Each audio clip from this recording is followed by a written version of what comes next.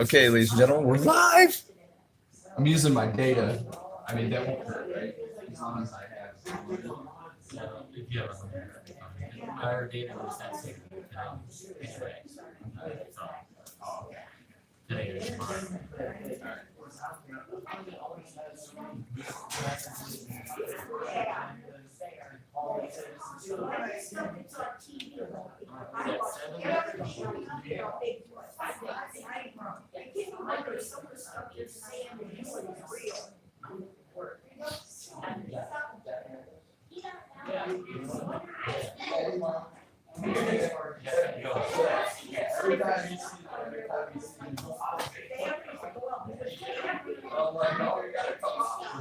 How you doing, my friend? Not too bad, I guess. I'm up late.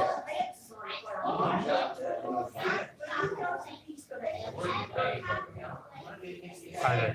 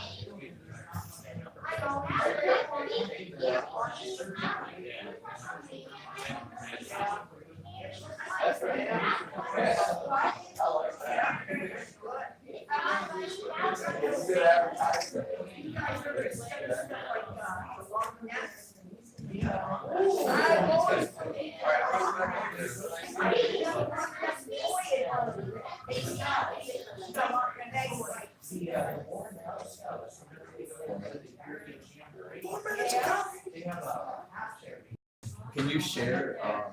Can you share? Yeah.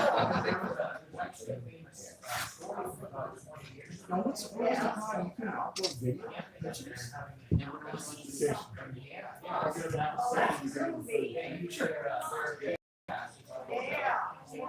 always thought of that when I go down in the water, I felt like you're my eyes.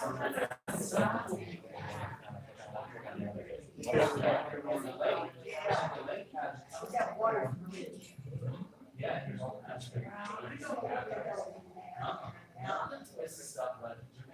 I know, you gotta start telling, I'm gonna listen to everything.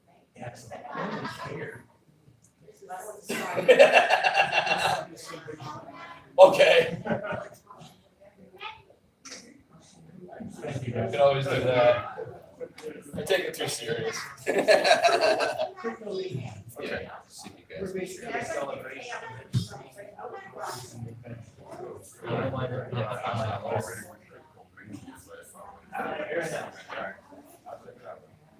Five minutes. Yeah, this one here. This is all swamped up. I seen it like this. And man, this gave me a fright.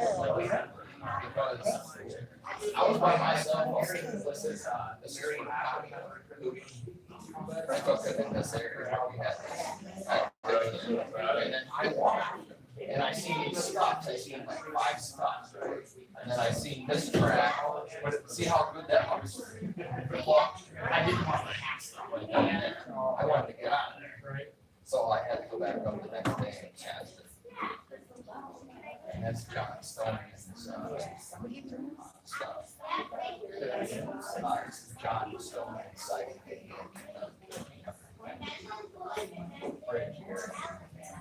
There was a lot of speculation on that. we went up in the bunker and we found out that there was definitely. I never went over there. So, yep. Happy birthday on there. There are no coincidences.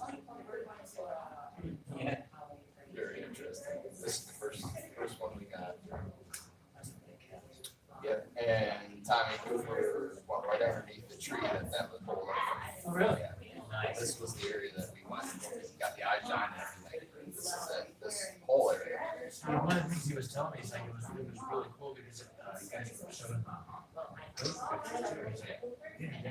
showing it to me was 40 feet away, 40 feet away. You know, and he's like, he just all of a sudden made it back. Yeah. So the whole thing is we want to draw attention to ourselves, so we're talking loud, all this stuff.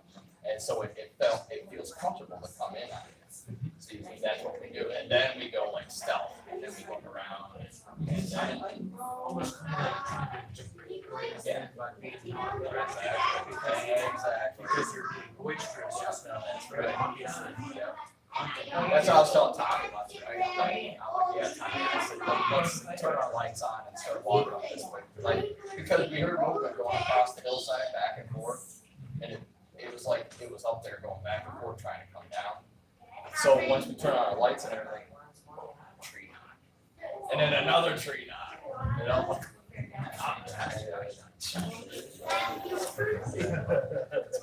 I'm like, he said that. Yeah, it was weird. Yeah. Shine your light on it and it was gone. This is a nice looking. Yeah, this is all about us.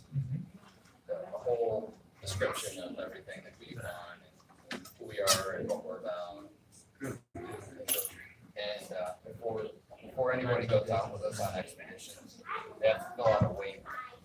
And these are waivers. These are the qualifications. I asked for 3 qualifications to go with us. You know, and this is just to make sure that we don't get any nitty-gritty. Yeah. And then this is if they want to privately, their name down and the place for reciting and the contact information. Very nice. Yeah, this is Johnstone sighting right here. That's the area. And I contacted him and got in with him. He's like, you're sending pictures up there, and this identifies my sighting in 2013. And I guess they had a whole bunch of Bigfoot cryptozoologists and everything up there, and they said that him and I go up there, and we start getting gibberish, something talking like go. Tree knock here, all right around us, whistling, and I'm like,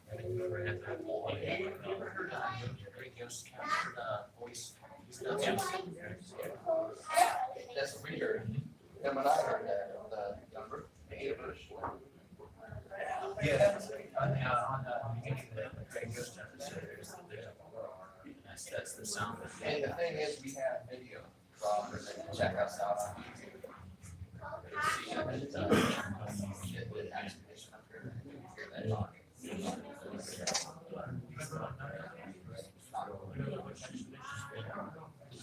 It's one of the Kens. Okay. Yeah. I think we put on your latest one. Okay. Is on the channel. Yeah. All right. How many are you doing? All right. We're gonna get things rolling.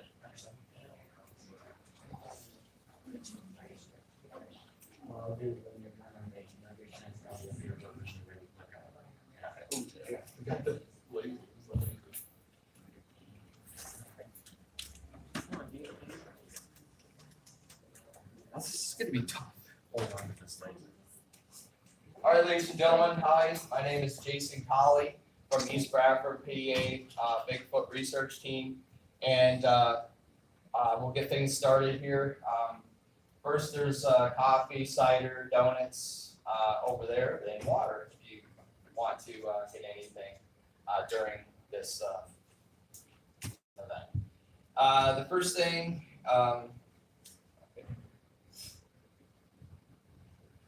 Okay, we are all about researching the possibilities of Bigfoot in this community and around the community.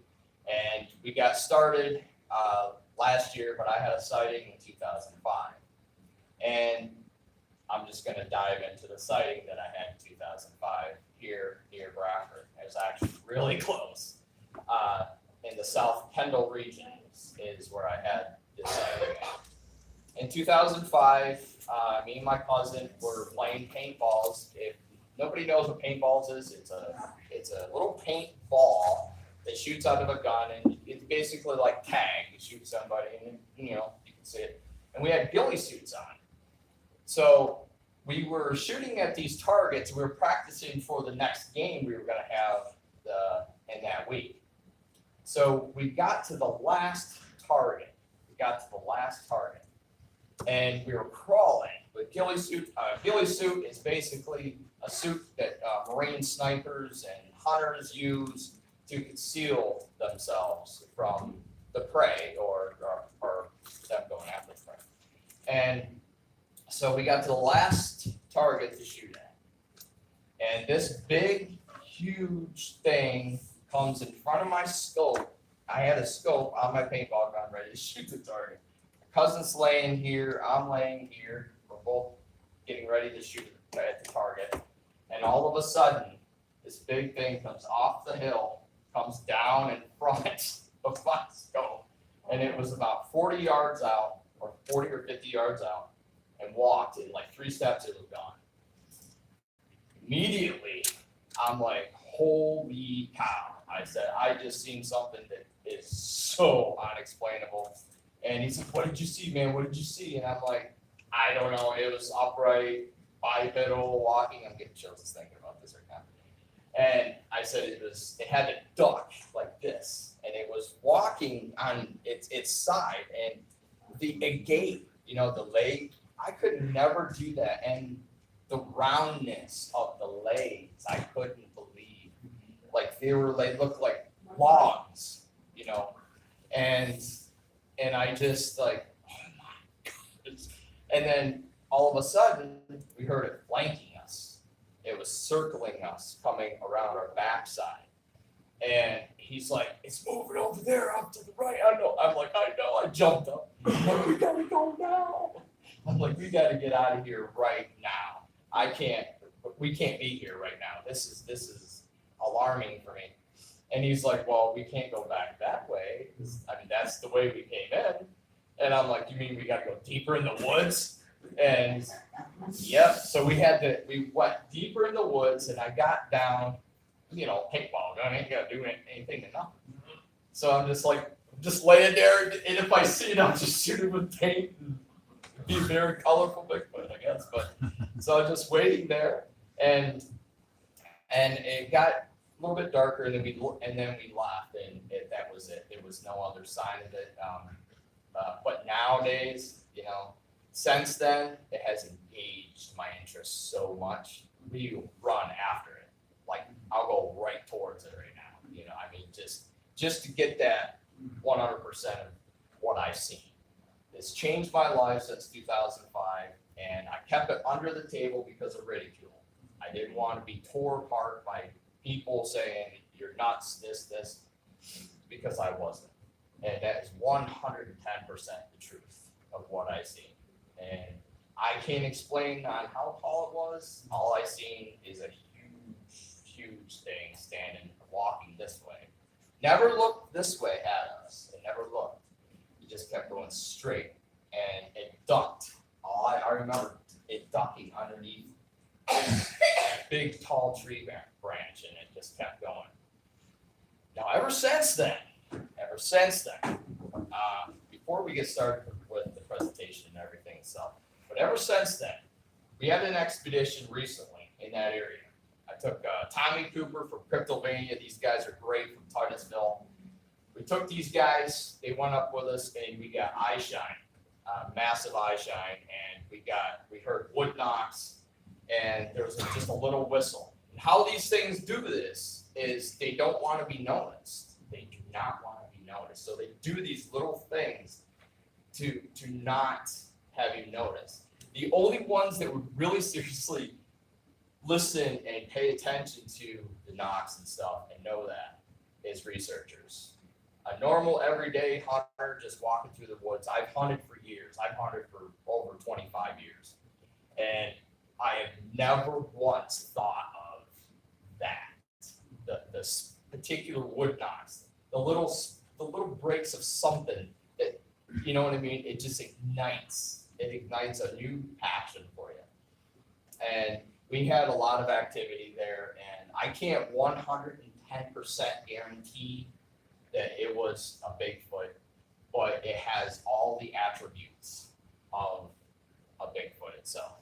But these guys have checked out the eye shine we got, and the eye shine was up high. It was really high up, and they analyzed the information, and they noticed it definitely be very interesting, possible Bigfoot for sure. So to get everything going, ladies and gentlemen, we also have information here on the tables. You guys check out afterwards, or even during the presentation, you can come up and look. We have what we're about, a little bit about what we do and everything. And also we have waivers and stuff for qualification for everybody to be able to go on expeditions with us and experience some of the stuff we experience. And we have a little pamphlet or a booklet thing here for you to write down your name, and if you have a sighting or something like that, you can put your phone number down or contact information. You don't have to, stand up and say what you've seen, whatever. I understand about ridicule. I understand about that. So if you want to keep it secret, you can put your information here. We also have a casting here, and also another casting that we got in this area that I've seen Bigfoot in 2005. And we also have some documentary over there from John Stoneman that's seen Bigfoot, this possibly Bigfoot pictures in 2013 at the Kenzu Bridge area. And you can check out his documentary over there as well. And then we have Cryptovania over here. These guys are great. They came up and they have stuff on their table as well. You can go check that out as well. So, without further ado, let's go back to how we started and why we started and everything else like that. I'm Jason Colley. That's Evan Baker. I'm Lucas Moore. And we are Bigfoot research. So how it all started was I got with my buddy Lucas, and we just started I'm like, yeah, let's just go out in the woods, man, and just see if we can find Bigfoot. I've been, I'm not gonna go under the table anymore with this. And he's like, yeah, sure, we'll go. And so we went to our first area, which was Droney Road. We went out Droney Road towards Lewis Run just for a little check out there, and it was last year, and we got the car hung up. And it was a very interesting experience. So, and I had this little camera, and the camera wasn't recording at the time, and we were trying to figure out how to record and stuff because we didn't have night vision and stuff. So a lot of technical difficulties. But and so we did some tree knocks out there, the usual. And the reason why I say the usual is I've been doing a lot of research on Bigfoot, and I've been studying cryptozoology and all this. And there is particular people that have came up with particular things, like the tree knot. As much, I haven't researched into it deeply, but I do know that an individual, a scientist, I think, came up with it, just did these tree knocks, almost like gorillas, because gorillas, they do stuff like that, it's almost the same, gorillas and it's almost the same. So basically this guy did a tree knock and then he got responses back on it. Now, it could have been somebody, but he tried it in several different places across the world, and he's noticed that he's gotten these responses back. And the same way with go with the whoop calls and the woos and all these different calls and stuff. It's the same thing. I'm studying a little bit about primates as well, and I do know that gorillas make this like they stole them, and then they beat their chest like this, beat your chest. And I've heard that in these woods around here. Unless we have apes around in these forests around here, then what else could it be? You know what I mean? But I've heard that. And I've heard these, it's not people because these are deeper than what our lungs can do. You know, these are powerful lungs. I mean, him and I, we heard it sound like about 5 lions roaring. And then all of a sudden we heard something, bang, slam, bang. And he's like, what the heck? He's like, we gotta get out of here. And then that ignited him. But to get back to it though, Lucas and I started, and we went on that expedition, and then we started going on different, just trying out these different areas to see what we get. And we've been getting different responses, and we've been getting footprints. We've casted a couple prints. We've seen footprints everywhere, from Warren County to McKean County to Powder County to Allegheny State Park to all that. Like, we've gotten footprints and in all those surrounding areas. And on how close Bigfoot is towards people is it would blow everybody's mind right here. On how close he really is to walk trails, to creeks, to roads, and train tracks, like railroad. I believe it loves to watch the train go by. I don't know why, but it just, and the same way with children. Like, for some reason, it is curious on children, probably because they're harmless, and they don't mean, any bad or anything. So it's more curious, and it studies. It doesn't hurt anybody. I have not heard any cases in the state of Pennsylvania that I know that have heard of a Bigfoot hurting anybody. And if he wanted to, we wouldn't be here.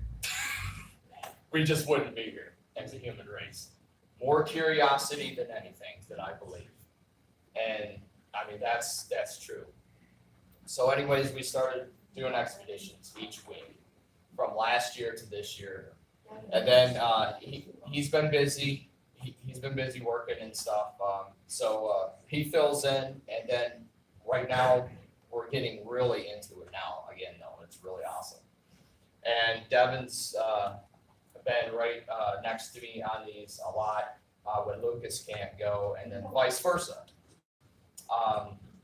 We do expeditions every week since last year. We have 46 expeditions we've done from last year to this year, and it's just, like I said, it is miraculous on the activity that we're having. I would not continue doing what I'm doing and ruining my reputation, for this if I would not, have the activity. I just wouldn't do it. Honestly, I would not. But I am doing my best to prove the existence of this species here in this county and the surrounding Pennsylvania areas, and even upstate New York. The lower part of New York. So, to get into, now we're gonna probably get into the exhibits and stuff, and I'll show you everything that, all the pictures and stuff of the possibilities of definitely the species. Anything you want to say, Dan? You good? Okay. All right. Rock and roll. Okay, so here's the thing about Bigfoot. What is Bigfoot? Where does it come from? Well, believe it or not, it came as an actual name first, as Sasquatch in the British Columbia area. And this individual here, Bono, says the word Sasquatch derived from I can't really say that. anybody else could pronounce that, that would be really cool. But yeah, there it is.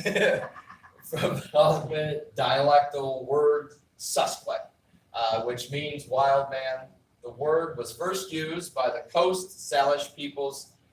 These indigenous peoples inhabited the Fraser Valley and Vancouver Island, British Columbia, which are the two places in the world with the most recorded Bigfoot sightings ever, and that is a fact. Okay, so here it is. First started in Washington and British Columbia, and then it oriented itself through the states, but that's not true. This has been going on way before we even, the colony was even existed. And there is sightings in China. There's sightings, the Yowie in Australia. It's all over the world. And truthfully, it's not made up because people are seeing this. Unless it's like a huge, people are seeing, tracks. It's not a track, or you know what I mean. So it is happening. It is happening. All right, go to the next one, man. And this is a little bit of the tribes in the British Columbia area. This is what some of the signs of Bigfoot are. All right, go to the next. All right, so this is it. This is the southern Sasquatch, black bear, 6 foot man, and the northern Sasquatch. Yes, there's different types, just like there's different types of humans. And these species somehow interbred off the side. I don't know how it happens, but it does. It definitely happens. So we're going to get into talking a little bit about, go back one. We're going to get into talking about Sasquatch, okay? And this is an article by Nikki Thomas, and the article is out of the Sasquatch. I'm trying to figure out where this is. I'm sorry, I get both. The Canadian Encyclopedia. You can find it out online if you look it up. And this is an article that states what Bigfoot is, and this is the good characteristics. Okay, Sasquatch is said to be a large ape-like creature that lives primarily in the forest stretching from west coast of British Columbia to northern California, and to a lesser extent throughout North America. Sasquatch is said to be a large ape-like creature that lives primarily in the forest stretching from, I just said that, and over here.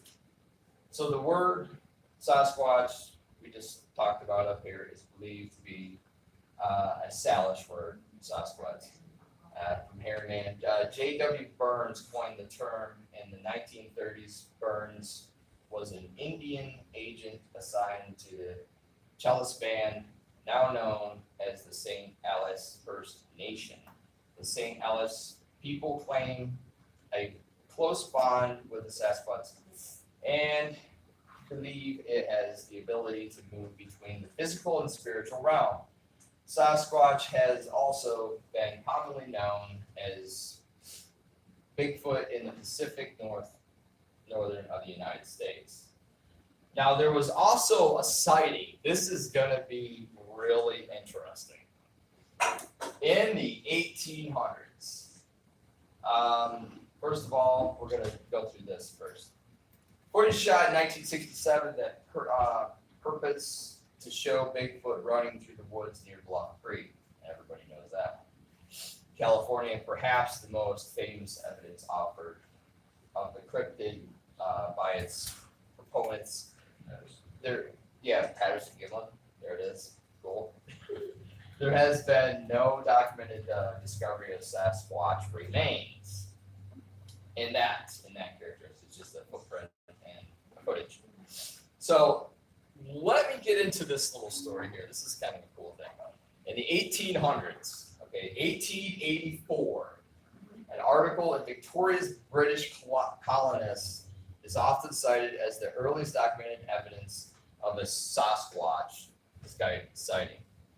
Now let me rephrase this, okay? Sasquatch before the Bigfoot name.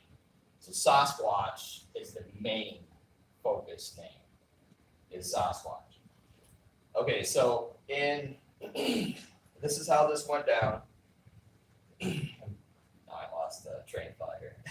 Earliest documented evidence of sighting. The article described the capture of half man, half beast near Yale, British Columbia, nicknamed Jacko, which go over to one more.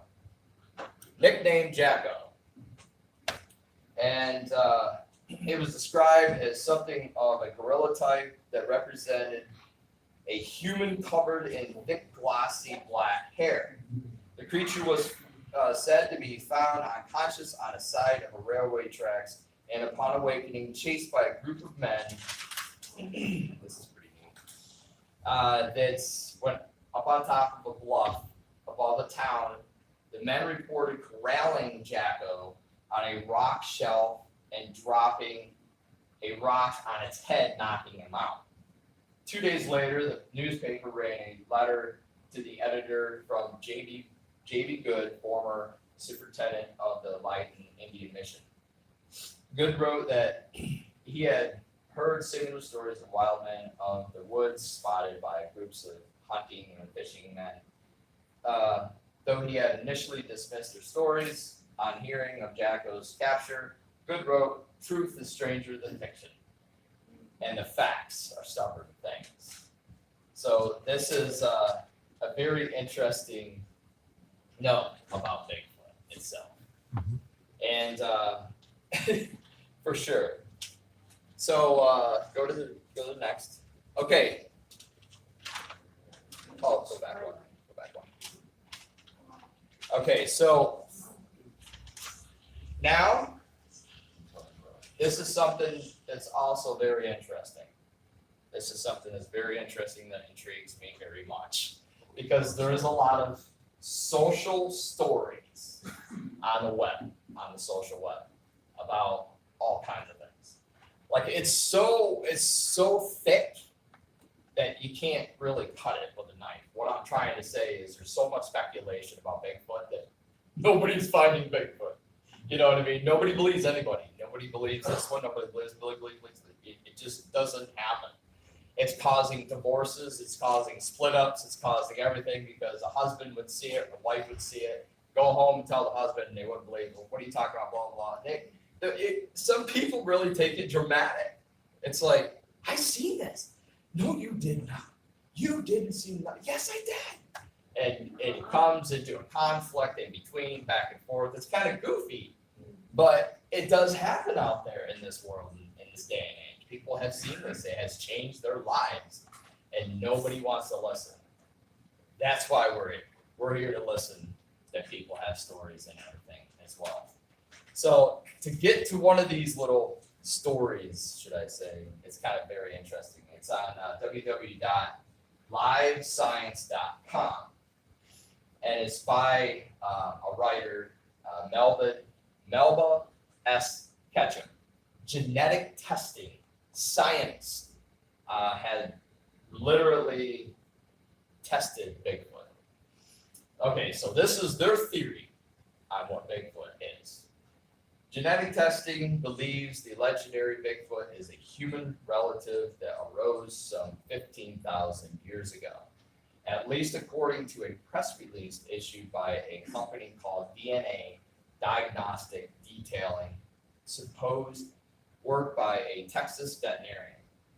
A team of scientists can possibly verify that there are 5-year-long DNA studies currently under peer review, the existence of a novel hominid hybrid species commonly called Bigfoot or Sasquatch, living in North America.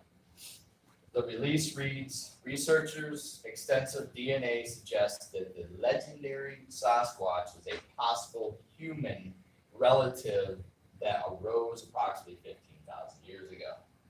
The genome shows that Sasquatch mtDNA is identical to modern Homo sapiens, but Sasquatch NU DNA is a novel unknown hominid related to Homo sapiens and other primate species. Their data indicates that the North American Sasquatch is possibly a hybrid species, and that's what I believe. Hybrid species, the result of males of an unknown hominid species crossing with female Homo sapiens. The statement reads, that's what the statement reads. You can check it out on www.livescience.com. And that struck me when I found that. I'm like, wow, this is interesting. But I truly believe that that's what Bigfoot is. It is a crossbreed of some type, and we don't know. This individual back here was telling me about that they found a body in Jamestown, PA, and they're analyzing it to this day. And it's going to be a shock to the world if they literally do come out 110% that this species is an endangered cryptid species on the face of this planet and does exist in the wild. Now, before I keep going to the next, people intend to believe. I mean, there's so many different people out there that believe in several different things that Bigfoot is. You know, several different types of what Bigfoot is. They believe it's a ghost. They believe it is from an alien form.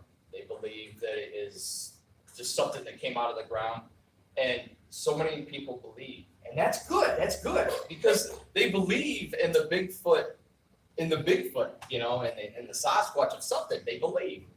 So it's good. And only a body and only the genetic testing and everything is going to definitely prove exactly the existence of Bigfoot. Since we're a research team, what we do is we research absolutely every possibility that could be that Bigfoot is connected to. Okay, like we've researched the whole. People wondered why, you know, if Bigfoot's really close to the house. Like, you know, is it watching me all the time? We've researched that. We've literally field researched that. Went into the field and we discovered that it is definitely a possibility that Bigfoot is really close to humans a lot more than what we think. I remember Matt Moneymaker and the team from Finding Bigfoot. They said you got to be at least 100 miles back into the woods. You got to be way back there before you see a Bigfoot. We got to get back there. Nope. I disagree totally. And it's kind of funny because we've experienced a lot of stuff really near the Laurel. I'm not saying like the city. I'm not saying the city. The outer skirts of the city areas, and they travel. They don't stay in one spot. They just go through, and that's it. Sometimes, if there's good food source, I believe that they'll stay and they'll return to that area. During hunting season and all this stuff, they're just like any other predatory animal. I mean, they're not. I don't believe that they're predators, but at night, they're nighttime or nocturnal. They come out at night and they do their thing at night. I've talked to some hunters that have actually went to their blinds at getting ready to leave their blinds, get ready to leave their stands at night, and they've heard these weird sounds and these roars and screams, and they've never heard something like that. And that's when they catch. It's the best time, honestly, is right before dark or really early in the morning. It's the basic times, I think. I truly think. We have experienced all the way up half the night. Like we've experienced all kinds of things. We have for sure. The latest 2 hours during the morning. Yeah, that was the latest. Yeah, and And and just like any other type of animal, like an animal's, so this thing has an animal instinct as well.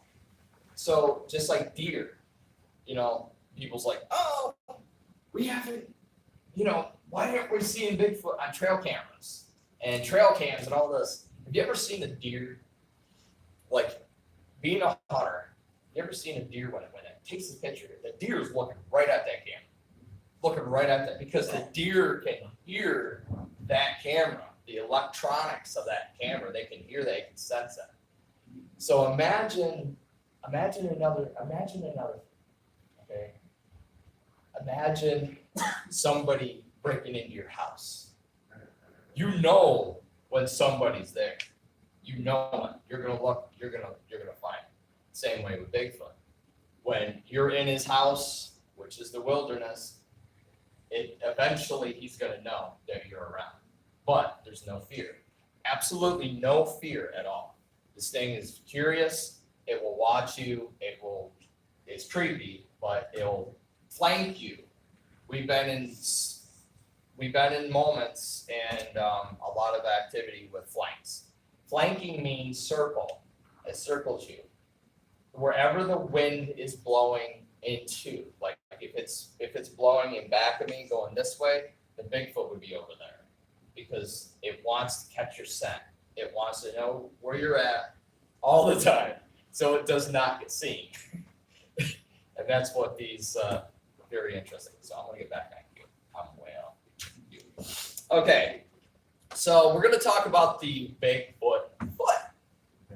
We're gonna talk about the actual foot. The mid-tarsal break. Everybody talks about the metatarsal break, which is right here. And this is an actual, I believe, an ape footprint. This is a human footprint. Now, the metatarsal break is a break right here in the metatarsal area, which includes the Bigfoot's foot, literally makes it fold down. So therefore, it's more quiet. You don't hear it in the woods. Like, why haven't we heard this thing? Well, that's one of the reasons why. And you got a big foot. Okay, you got a big foot. It's like this wide. And when it steps on a branch, I don't care if it's over 1,000 pounds. It's gonna muffle the brick. You're not gonna hardly hear that. It's gonna, like a bear. A bear has always stuck on me. Like we've seen bears all over the place, and like you can't hardly hear them. They're just there, and they're pretty good size and heavy and everything. So this is the difference, though. The human foot is you can see the gap. So when it's walking, it's breaking more. And this is actually muffle. I just call it a muffle, basically. So let's talk a little bit about that, though. I have our articles, actually, from a couple of articles, actually. All right, first of all, let's go into the dermal ridge, which I think is one more. This is the dermal ridges. Okay, dermal ridge is basically your handprint. It's your handprint. And the dermal ridges of a Sasquatch and of a human. So this is a human footprint underneath. This is what's on your foot. And then orangutan, gorilla, and chimpanzee. And this is an actual one that's by Paul Freeman in 1984 in the Blue Ridge Mountains in Washington. This is his print, and you can see the dermal ridges. Actually, I think they drew it out, but basically, if you see a dermal ridge, you definitely know that's a Bigfoot track for sure. So this is just one of the ideologies that scientists have figured out, and like when there is a big print on the ground, and some people can see the dermal ridges and some people can't. Can you explain a little bit more about that dermal ridge and exactly what you're looking at that makes that different from the human print? Oh yeah, sure. The differences between the human footprint and the Sasquatch footprint is you can see that how feasible this comes in like this, and there's more of a print on here, and then there's like less of a print on here, and the same way with up here. So basically, in the circle back out and around. Yeah. All right. Talk a little louder. When he steps his foot down, with a human, he puts his foot down like that. With a Bigfoot, he can go like that and make double step. And then a lot of times that's visible then that. Exactly. That's what you would want to look at. That's what you would want to look at. If everybody in here finds that, please let us know. So that would separate it from being a very large. Exactly. person. Exactly. It's not Exactly. just a large person. Exactly. It's totally different. How the double foot. And it's more of the dermals are more rigid than the actual human. Humans are that, you know what I mean? And we have we've seen prints like that. We've seen them like that up at Kensington Bridge, actually, and that's pretty creepy. But anyways, the dermal ridges. Okay, here we go. You can check it out also on www.sasquatchcanada.com. I'm just gathering up some of this intel to help you guys know. The dermal ridges are essentially skin patterns like fingerprints that were first noticed by Dr. Grover Kranz in 1983 on Sasquatch footprint casts taken in the Blue Mountains of Washington.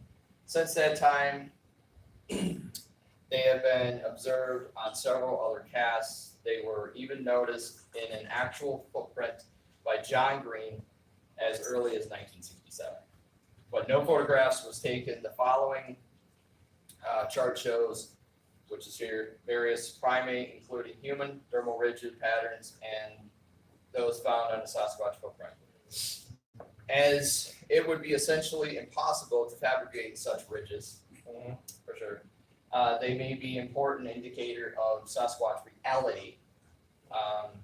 It needs to be mentioned, however, that there is controversy as to the presence of what appears to the dermal ridge pattern on the cast itself.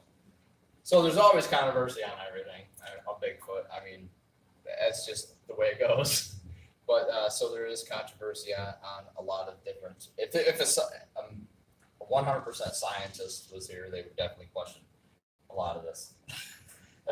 So let's just move on. Jason, Yes. may I add that on that dermal ridge too, I believe I've read research that that's how they tell a lot of fake imprints from manufacturers. Okay. Yeah. That's what they're talking about. That don't have that dermal ridge on Exactly. That's a good way to find That out. is a real. I like that. That's nice. Yeah. It'd be very hard to mimic that in a fake. Exactly. You know, if you were to set out and actually, let's make a fake Bigfoot print, that would be the hardest part right there, would be how do you mimic that action, that hinge action. Yeah, definitely. All right, go on. Okay, so this is the metatarsal. We're gonna get back to the mid-tarsal break. So this is the mid-tarsal break. You can see here and here how that breaks, you know, in the middle, like this. So, you know, that's not human. You know what I mean? Human foot does not do that. Now, there is some speculation on some humans actually have metatarsal break. Some humans do. But you can see it's like a flange. It's like a flange here. And you can see this is all documented from Dr. Meldrum. Dr. Meldrum this is all over. This is, I think there was one from Malaysia, there's one from China, and then there's American one. I should have labeled these, but this is all across the world. This is basically all over. Yeah, what was it? Okay. So just to get in the mid-tarsal break really quick here. Dr. Jeffrey Meldrum at the Department of Biological Science in Idaho State University claims many footprints of Bigfoot found have a feature that is referenced to as mid-tarsal break. This occurs when the foot bends before taking the next step astride. This is commonly known in apes, like I just mentioned the whole entire thing like that. So, but that is very interesting indeed. Very interesting indeed. Is there anything you want to take note in on this? All right, go to the next. Okay, so let me just point this up here. This laser. I forgot I even have this laser up there. I finally do have a laser. Okay, so this is what science needs in order for Bigfoot to be a legitimate species, endangered species. This is exactly what science needs. They need to ask the question, do a background research, construct hypotheses, test with an experiment, analyze the results, draw a conclusion. And is it true or is it false? And that's the report results. That's exactly what science has to do in order for Bigfoot to be recognized as an actual species here on the face of this planet. What do they eat? If they're meat eaters, what if they eat deer that has this wasting disease? You know, that is a great subject. You guys know anything about what she just said?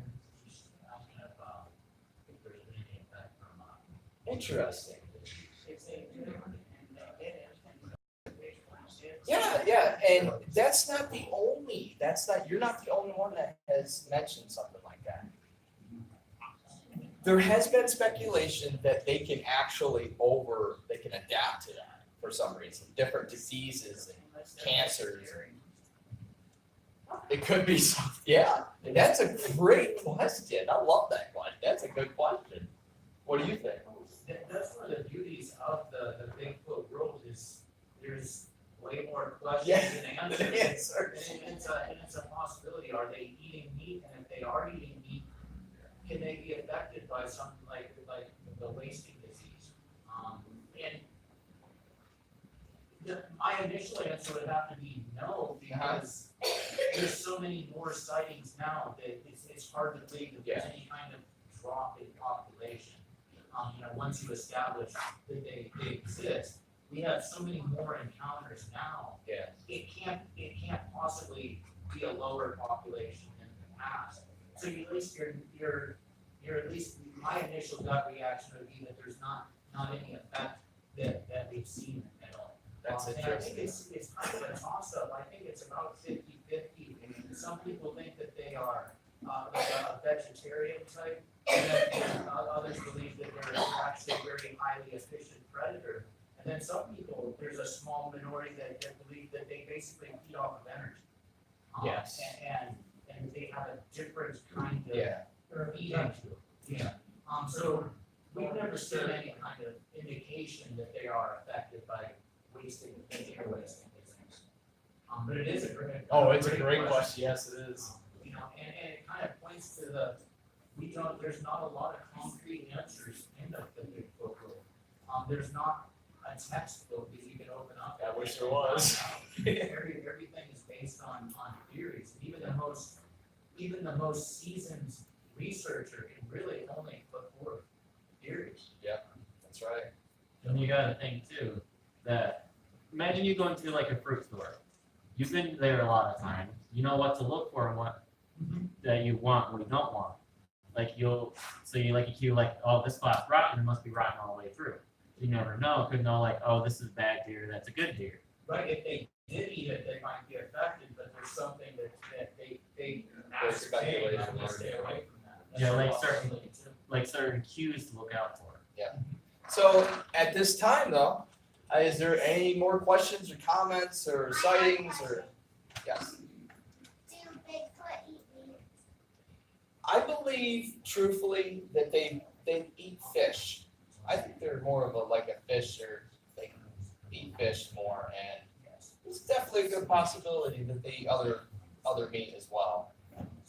I mean, I have definitely seen a lot of interesting corpses and stuff, the deer, and in the woods and stuff that were oddly, like their legs were twisted off and stuff. It was really interesting, and we have ran into that. So what I truly their main source, I think, is like fruits and berries and fish.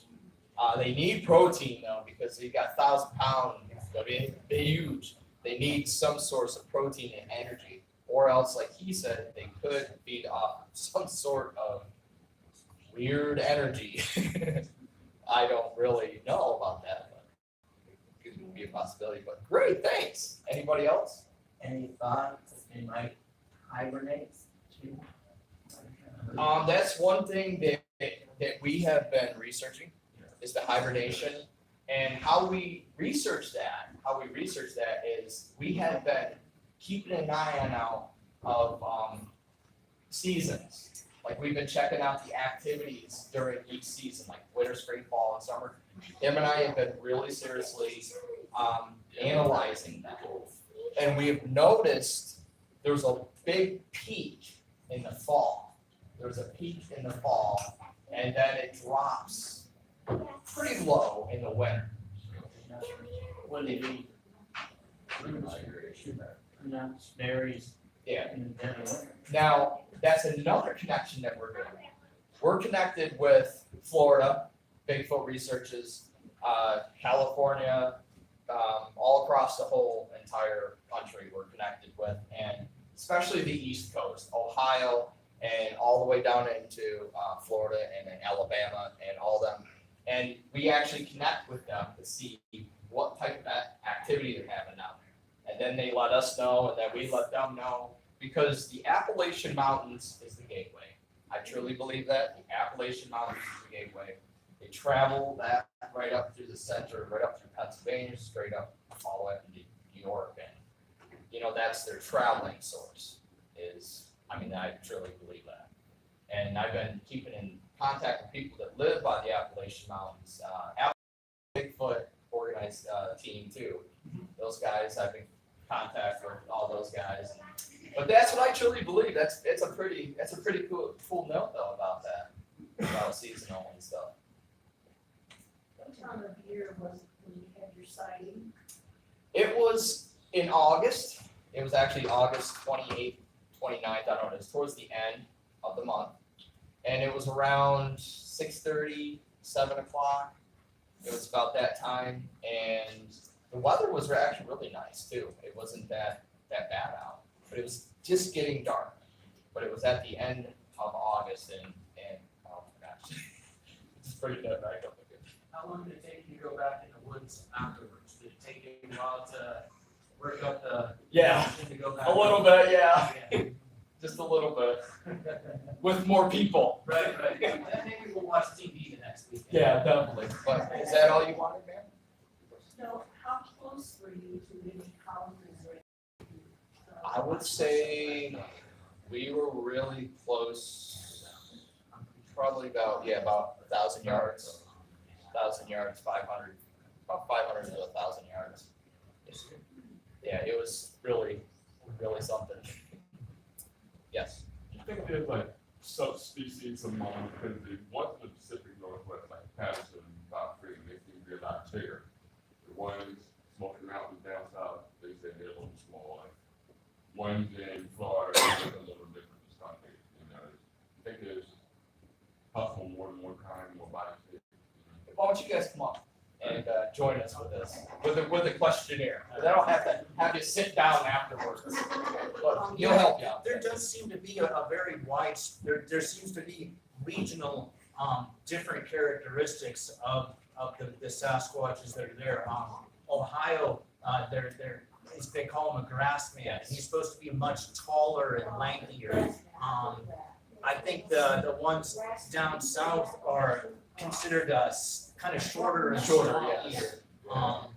I think it seems like ours up here in the Appalachians seem very much closer in size to the ones in Northwest America, or Oregon and Washington and such. It seems like their Bigfoot and ours seems about the same kind of build, where the ones going from Ohio and out through the prairies seem to be taller and lankier.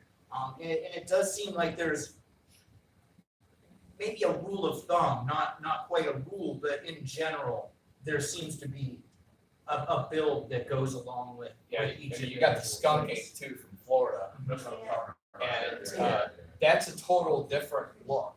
You know, the skunk ape just has a total different. And the reason why it smells like that is because it's dying. Because it's in the Everglades, so it's eating a lot of like probably onions and all kinds of weird, different smells like that. So that's probably why. Now, I'm probably like a little bit too much about Bigfoot, but Bigfoot's under Bigfoot Tony, they analyze. Oh yeah, good guy, good guy. The Pennsylvania white Bigfoot.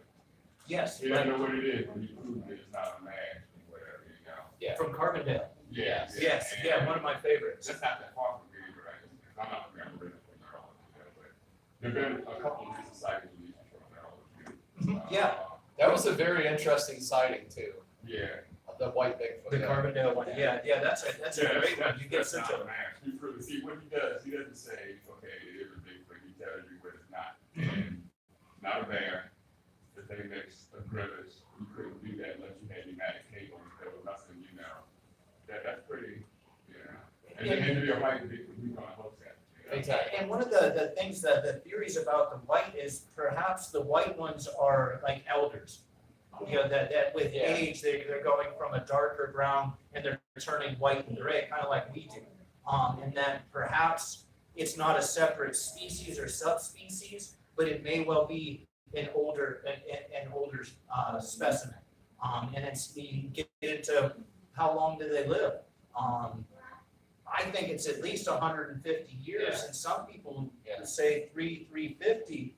And then if you look at generational changes, then with us living roughly 100 and then living roughly 3 times longer, there's a much bigger gap in generations. They don't have any diseases, no predators, so. Mhm. yeah, absolutely. Yeah, And yeah, they it's- bury their dead, and so you never find them.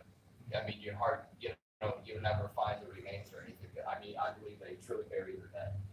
And just like with what was it, mountain lions or something, they do the same thing.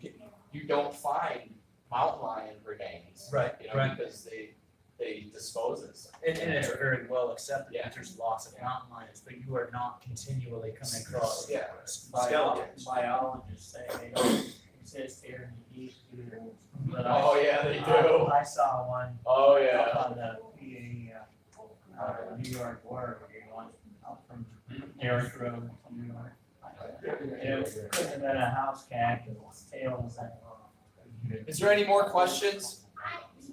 Anybody wants? Jason, wasn't there confirmation back in the early 1800s in Oklahoma that general his cavalry went in and they killed that one possible Sasquatch red man?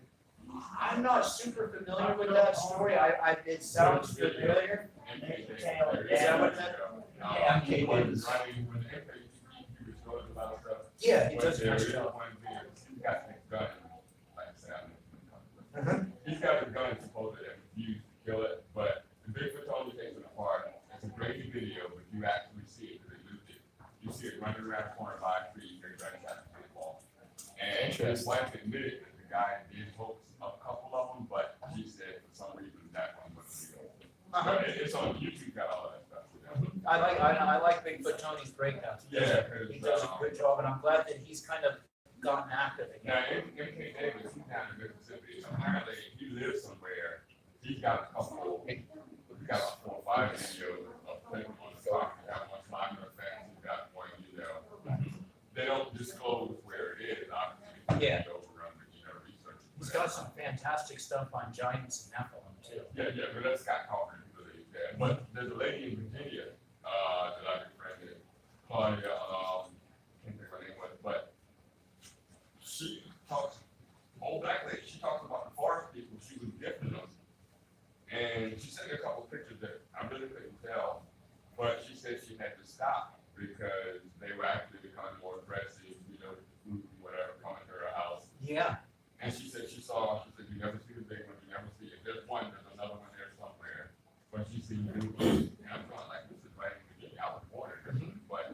again, she won't disclose where it is.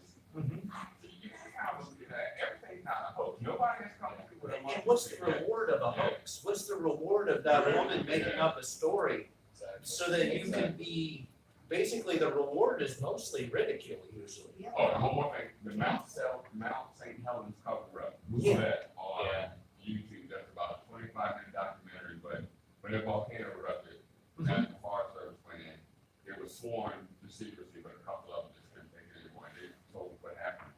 Pretty fascinating, 'cause the government. I have heard that, I haven't looked too deep into it, but yeah, Yeah, about a it's, 25-minute documentary, the government knows it's here, because if they admitted it was, actual species, it would hurt the timber industry.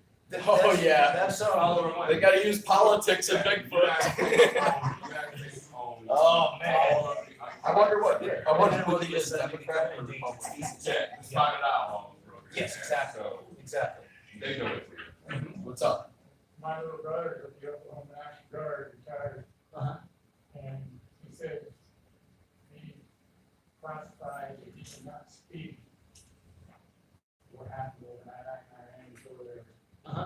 And they had encounters over in the mountains of, going into,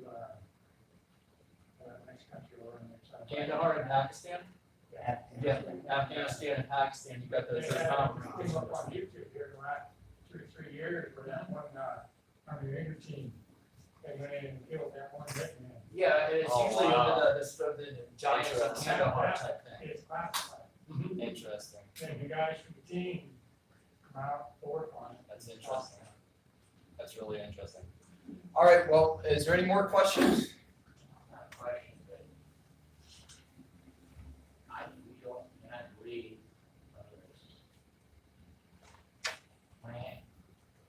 and or seen it. One of them's got something, or a combination of them, sure. That would be amazing.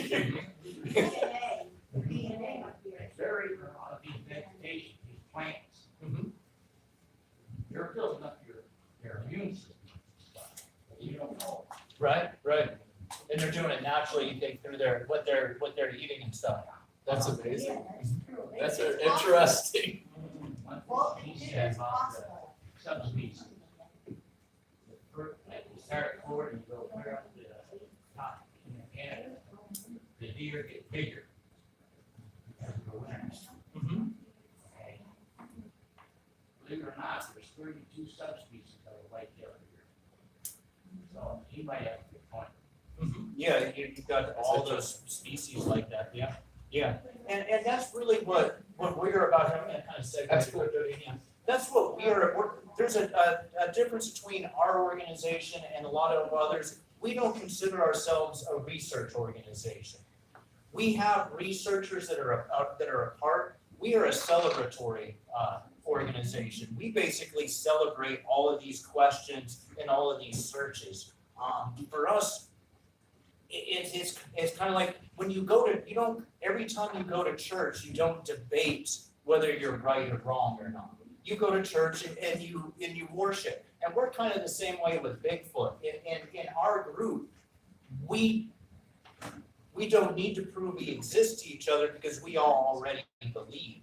And so we look at things, we take people at face value, and we might well get hoaxed, but that's okay. We're not afraid to be somebody's fool. And what for us, it's a celebration of getting outdoors, of embracing mysteries, thinking for yourself, and getting out and having adventures. And if you can't have an adventure, maybe watch what other people are doing and having adventures. One of the things that we have on our network is what we call our peer-generated archives. These guys have like 8 or 10 videos on their channel in those archives. Several other organizations do. And we encourage them, we share their stuff, and you can, instead of watching a sitcom or news or something, you can get on and you can watch his hour-long breakdown of an expedition they took in the woods this weekend. Or you stuff in Florida. We've got stuff from all over the country. And we're basically celebrating these mysteries and these questions. And all of this unknown is to us fascinating. And all of these stories, whether you go, you might end up with a dead end, and it was not at all what you thought it was. But it's still to us that whole, the joy of asking those questions and of having some mystery in life. And so that's basically what our organization is. These guys are out all the time looking and digesting facts. And what we are looking for is these guys in the equivalents all over the place. And that's one of the things that we've discovered about this phenomenon of Bigfoot is it's not just here in Bradford and in Titusville that you have these groups. But we can go 100 miles any direction and find more groups that are just like this. And people getting together, 2, 3, 4, 5, some people going out by themselves all the time, weekends and weeknights, and going out and coming up with great footage that's outside the mainstream, outside the ordinary. And it's amazing how many people are out there now doing it. Now, maybe 10, 15 years ago, if you said, oh, my buddy believes in Bigfoot, he'd be a much smaller minority. I don't know if it was always that case, but it's a much more, the numbers of people that believe or at least entertain the idea that it's possible is much higher than it used to be. Is that because more people are seeing things, or is it because we can have groups like this where we can assure you you're not crazy? Yeah. You know, you're not one in a million. I mean, you are one in a million. Yeah. Oh, yeah. You know, not because you believe in Bigfoot. Exactly. You know, there's thousands and thousands of us out there that entertain the idea that it's at least a possibility and that we don't have all the answers from science. And one of the things that we really like to do is check out the equipment that people are using. You know, when these guys are using night vision and stuff, the toys that are involved, kind of like with white game hunt or with whitetail and big game hunting. A lot of times it's not just so much the deer you're after, but it's the equipment. It's fun equipment. And this is kind of a little different approach to that, but it's the same thing. The equipment is really neat, and the techniques are really cool, and the results are fascinating. And anybody that wants to come on up here and take a look at some of the stuff that we brought with us, we brought a piece of a table leg that Tommy Cooper, who's basically the leader of our group and our lead researcher, and he likes to use that for wood knocks. He likes to go out and he'll just smack it once or twice.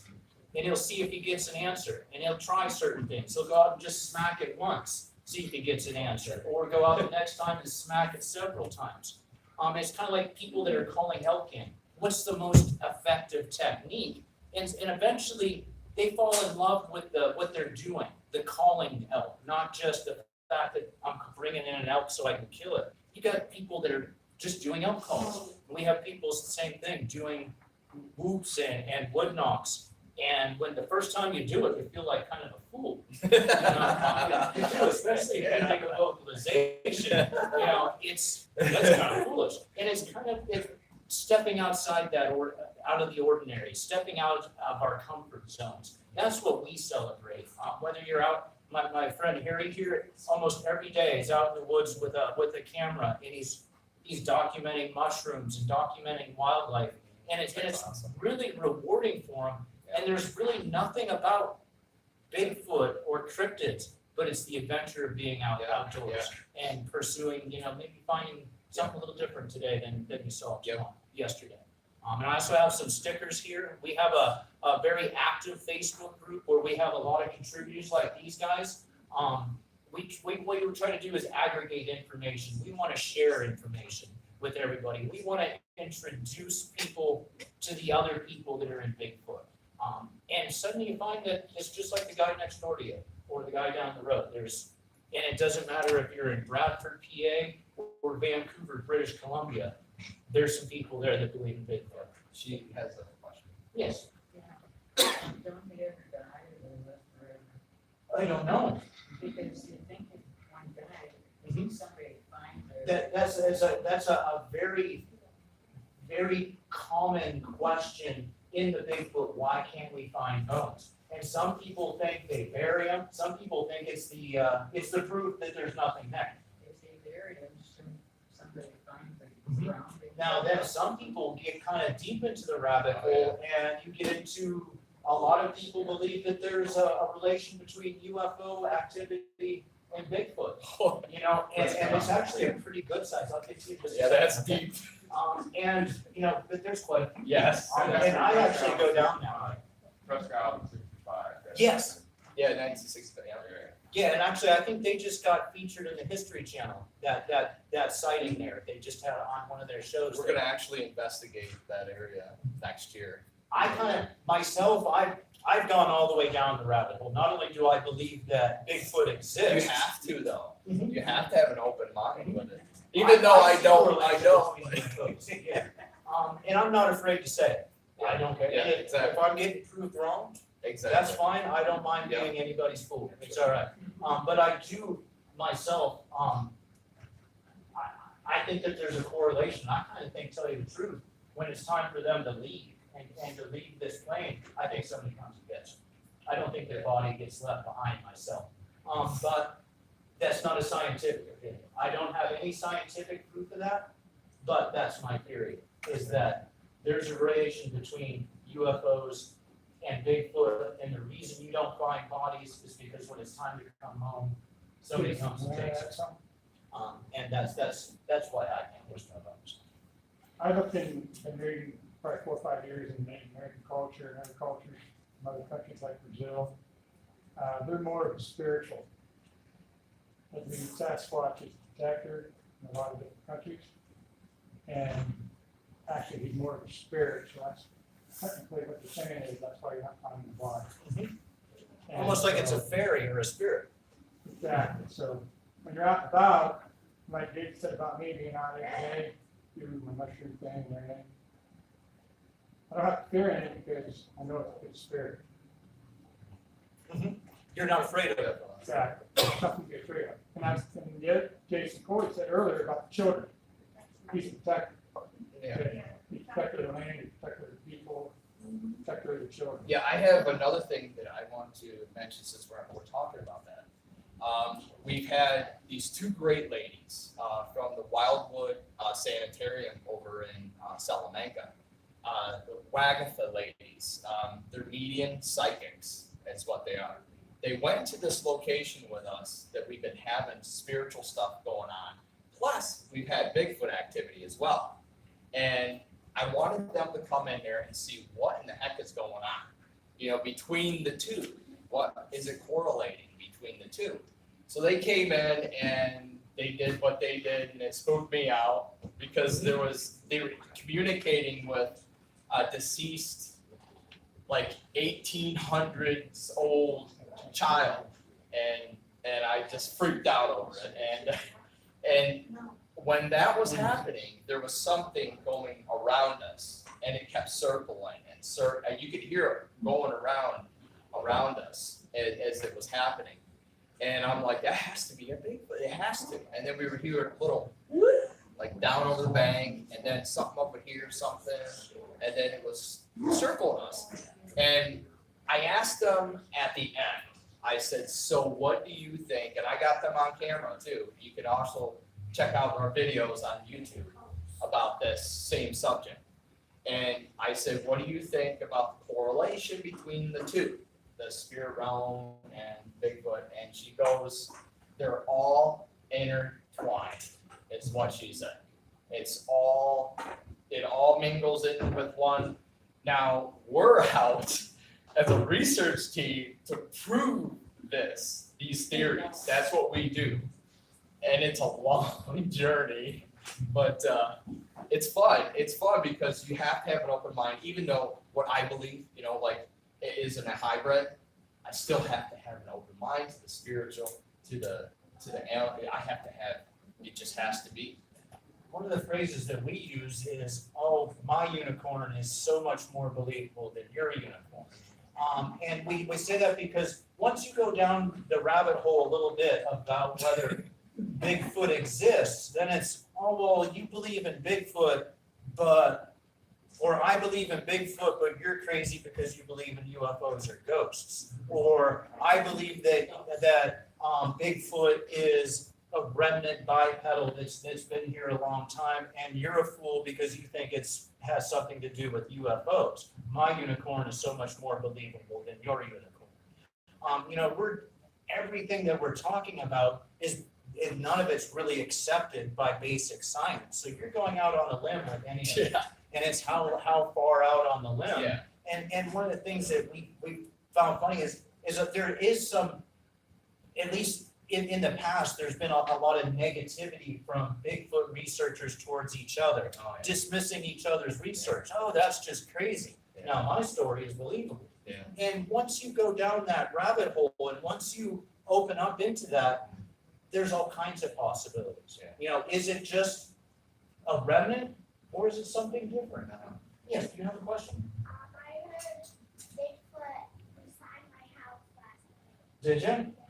Was it in the woods or was it pretty close to the house? Was it?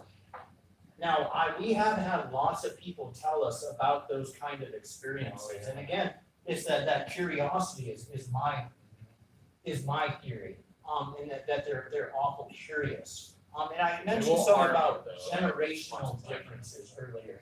And a good friend of mine, before we were talking, what's the difference? Why is there so much more disclosure now? Is it because people can connect to each other and so they don't think each other's as crazy? Or is the actual incidence, the number of interactions going up as if like there's a population explosion? There's all kinds of school of thought. Some people feel there's an explosion of population very similar to black bears.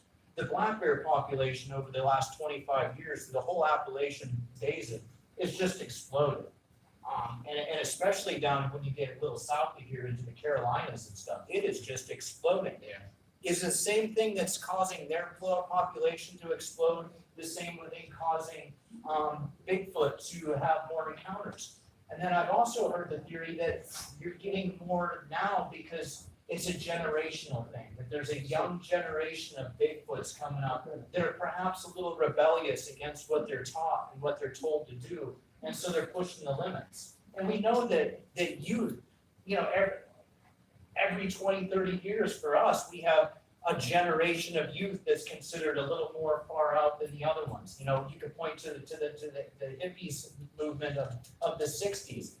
And is this kind of an equivalent of that? Is this a generational thing where we have juveniles that are coming up and maybe pushing past the habits of the elders and doing stuff that they're not supposed to?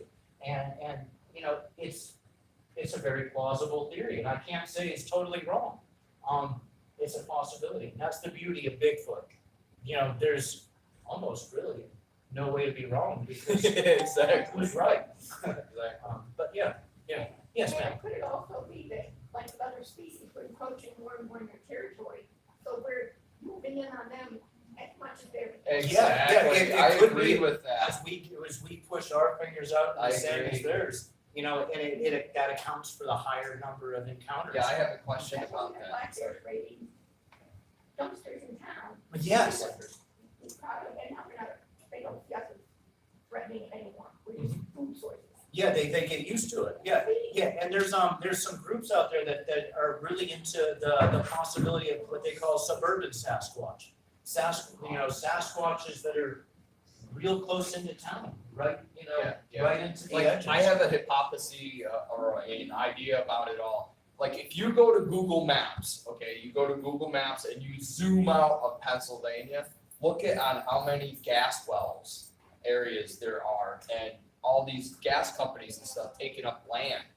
It's taken out of their home. It's taken, we're encroaching on them. They're not. I mean, And is this activity pushing them out a little bit? exactly, and it's causing sooner or later, it's gonna be, man. It's gonna be very connected. I just saw on TV this week where possums are going into communities now in large numbers. See, yeah. Yeah, there used to be a very farmland, oriented. And now you're seeing in bigger cities, both coyotes, possums, because cities are a great food source. What we consider garbage, there's piles of nutrients. Yeah. And, is that a reason for the amount of encounters increasing? I don't know. I'm not real sure myself, but one thing is, this is not an isolated phenomenon. Every community has people like this that are seeing and encountering and researching Bigfoot. It used to be a very small minority. There was one crazy guy in every town that was a Bigfoot believer. Now there's lots, and it's very interesting. Very interesting. All right, so I have my footages up here now. Awesome. Thanks a lot. Jason Trost, right? Trost? Yes, trost, it's From hard O. Cryptovania. Yep. Good Thank guy. you. Okay, so without any further ado, we're going to go on with some of our sightings. If you have questions about any of the pictures, just let me know. So we'll get on with this rather quickly. And remember, you can go over here and check out all of their display that they have on their table over here. And you can check out our display. And there is donuts, coffee, and apple cider and water. Excellent. What you want? Did you raise this thing? Did you raise it? I thought it did. What you got? Nice.